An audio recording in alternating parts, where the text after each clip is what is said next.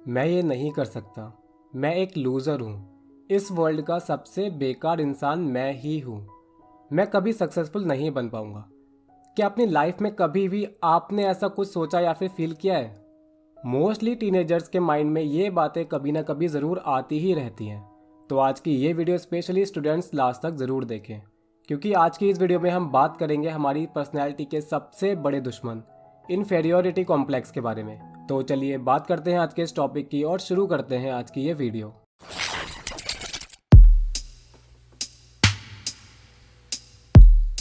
हम सभी में कभी पॉजिटिव कभी नेगेटिव दोनों तरह की फीलिंग्स आती ही रहती हैं। हम अपनी एबिलिटीज़ को लेकर ये सोचते ही रहते हैं कि ये काम मैं कर सकता हूँ या फिर नहीं कर सकता। इन्फेरियोरिटी कॉम्प्लेक्स को सिंपल वर्ड्स में समझें तो ये एक ऐसी सिचुएशनल या फिर ओकेजनल फीलिंग है जिसमें इंसान खुद को सामने वाले किसी इंसान से कम, नीचा या फिर छोटा समझता है। इन्फेरियोरिटी मतलब हीन भावना।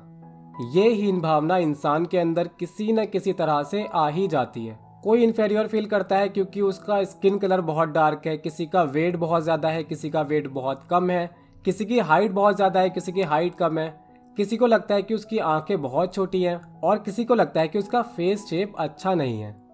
ऐसे ही मोस्टली लोगों को किसी न किसी तरह से इन्फेरियर फील होता ही रहता है। इस हीन भावना का हमारी लाइफ पर काफ़ी बुरा असर पड़ता है। इन्फेरियोरिटी कॉम्प्लेक्स एक ऐसी अनरियलिस्टिक फीलिंग या फिर ऐसी अनरियलिस्टिक सिचुएशन है जिसमें इंसान ऐसा फील करता है कि वो किसी स्पेसिफिक काम को ठीक तरह से नहीं कर सकता या किसी दूसरे इंसान से खुद को कम या फिर बेकार समझता है। तो सबसे पहले देख लेते हैं कि इसके कॉजेज क्या क्या हो सकते हैं। नंबर 1, जब किसी बच्चे या फिर किसी टीनेजर को बुली किया जाता है तब इस बुलिंग का उस इंसान के माइंड पर काफ़ी निगेटिव असर देखने को मिलता है। ये निगेटिव इफेक्ट ही फ्यूचर में इन्फीरियोरिटी के रूप में देखने को मिलता है। दूसरा कॉज है जब किसी इंसान को उसके पेरेंट, टीचर, कलीग, फ्रेंड्स या फिर रिलेटिव बार बार उसकी लिमिटेशंस याद दिलाते रहते हैं, उसे ये फील कराते रहते हैं कि इससे ज़्यादा एबिलिटी उसके अंदर नहीं है। तो इन बातों का रिजल्ट होता है उस इंसान के अंदर इन्फीरियोरिटी कॉम्प्लेक्स पैदा हो जाता है। तीसरा कॉज इसका हो सकता है लो सोशो इकोनॉमिक स्टेटस। ये भी इन्फीरियोरिटी कॉम्प्लेक्स को डेवलप होने का एक बहुत बड़ा रीज़न होता है। नंबर 4, इन्फीरियोरिटी कॉम्प्लेक्स का सीधा कनेक्शन लो सेल्फ एस्टीम और लो सेल्फ वर्थ से भी होता है।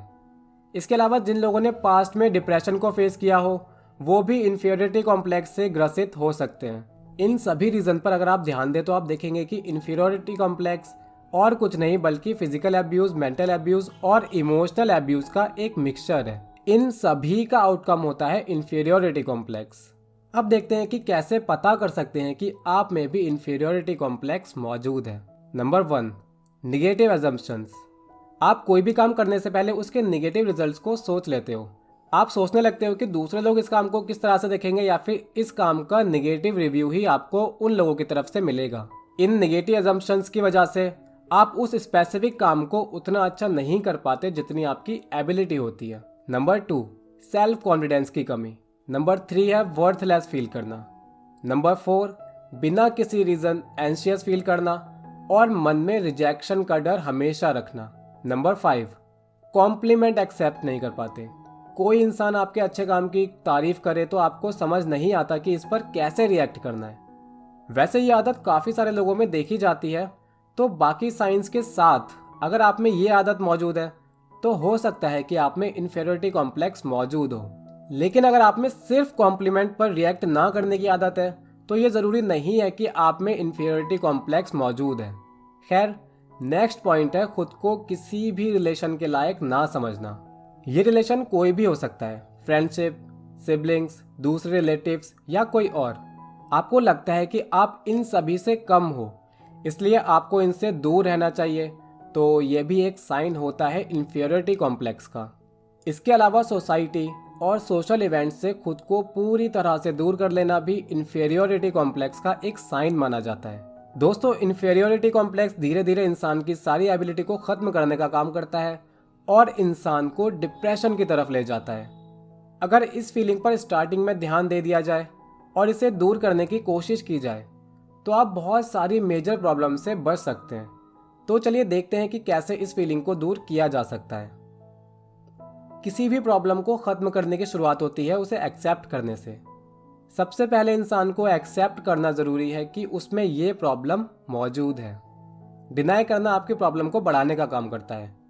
इस प्रॉब्लम को दूर करने के लिए कुछ बेसिक स्टेप्स हैं। नंबर 1, पॉजिटिव थिंकिंग आपकी मेंटल हेल्थ और फिजिकल हेल्थ दोनों के लिए ही बेहतर काम करती है। पॉजिटिव सोचना इंसान को इन्फीरियर फील कराने से बचाता है।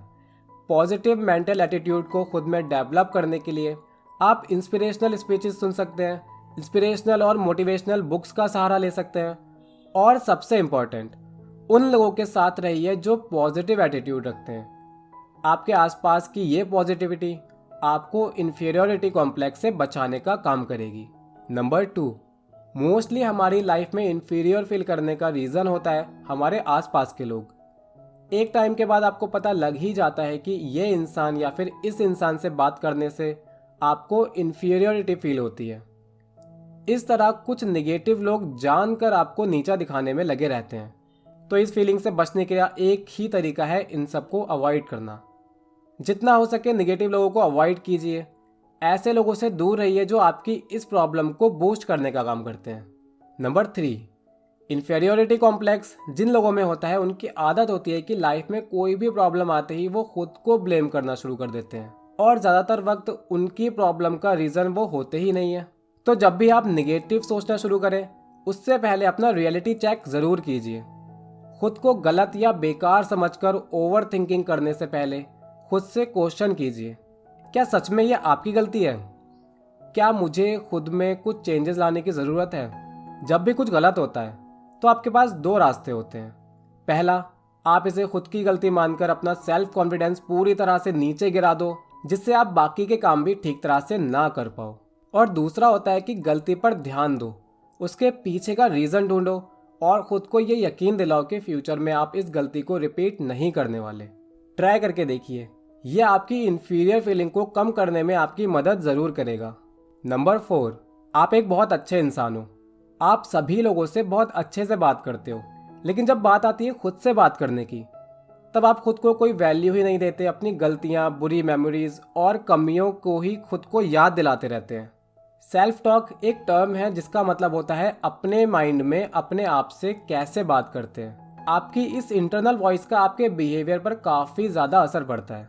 आप खुद से किस तरह से बात करते हो, खुद को किस तरह से देखते हो, ये सब आपकी लाइफ पर बहुत असर डालते हैं। निगेटिव सेल्फ टॉक आपकी इन्फीरियर फीलिंग को कई गुना बढ़ा देता है।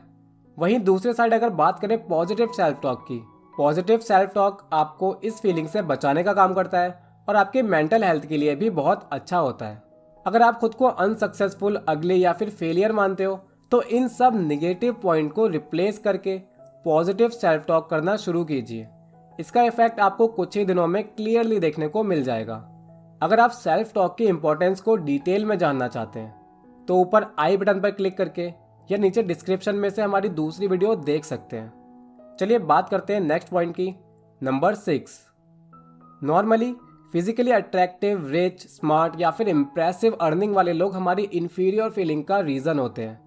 ये लोग कोई भी हो सकते हैं, आपका दोस्त, कोई क्लोज वन, कोई रिलेटिव या फिर कोई सेलिब्रिटी। आपको क्या करना है, आपको ये चेक करना है कि किस इंसान के सामने आप इन्फीरियर फील कर रहे हो और इन्फीरियर फील करने का एग्जैक्ट रीज़न क्या है। इसके बाद आप कोई भी एक ऐसी चीज़ के बारे में सोचिए जो आपके पास है और उनके पास नहीं है, या फिर कुछ ऐसा सोचिए जो आप कर सकते हो लेकिन वो नहीं कर सकते। बहुत सारी चीज़ें आपको ऐसी मिल जाएंगी जो आप कर सकते हो लेकिन वो इंसान नहीं कर सकता। ऐसा सोचना आपकी इन्फीरियर फीलिंग को कंट्रोल करने में आपकी काफ़ी हद तक मदद करेगा। दोस्तों, लास्ट में एक बात समझना बहुत ज़रूरी है। हर इंसान में कमियां होती हैं, हर इंसान किसी न किसी तरह से दूसरे इंसान से इन्फीरियर होता ही है। पर इस इन्फीरियरिटी पर अपना 100% फोकस करके अपनी मेंटल हेल्थ को ख़राब करने से बेहतर है कि आप अपने फ्लॉज और ड्रॉबैक को इग्नोर करके अपनी अच्छी और पॉजिटिव बातों पर फोकस कीजिए। ऐसा करना आपकी लाइफ में चेंज ज़रूर लेकर आएगा। हमें उम्मीद है कि आपको आज की ये वीडियो थोड़ी हेल्पफुल ज़रूर लगी होगी। वीडियो को शेयर कीजिए अपने दोस्तों के साथ, और अगर आपको लगे कि ये वीडियो आपका प्रीशियस लाइक डिजर्व करती है तो प्लीज़ हिट लाइक। ऐसे ही और भी इन्फॉर्मेटिव वीडियोस देखने के लिए सब्सक्राइब कीजिए द साइकोलॉजी क्लासेस को। मिलते हैं आपसे एक नए टॉपिक, एक नई वीडियो के साथ। तब तक के लिए थैंक यू, शुक्रिया, धन्यवाद।